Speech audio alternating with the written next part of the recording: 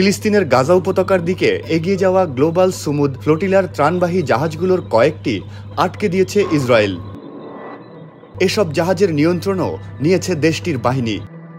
তবে ফ্লোটিলার লাইভ ট্র্যাকারের তথ্য অনুযায়ী 20টি জাহাজ আটকে দিয়েছে ইসরায়েল, আর 24টি জাহাজ গাজার দিকে যাচ্ছে।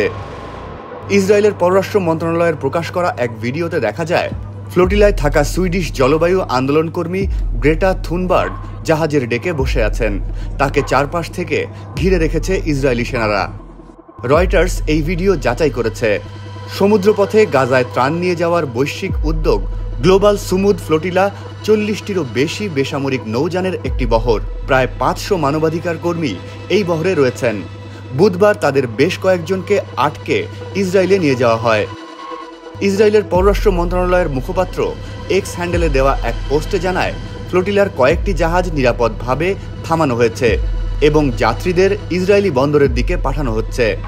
প্রধান জাহাজ আলমায় থাকা সুইডিশ অধিকার কর্মী গ্রেটা থুনবার্গ ও তার সহযাত্রীরা নিরাপদ ও সুস্থ আছেন। বান্ডেল থাকলে প্রতি সেনমানিতে টাকা বাঁচবে। বিকাশ সেনমানি বান্ডেল কিনে জিতুন প্রতি লেনদেনে।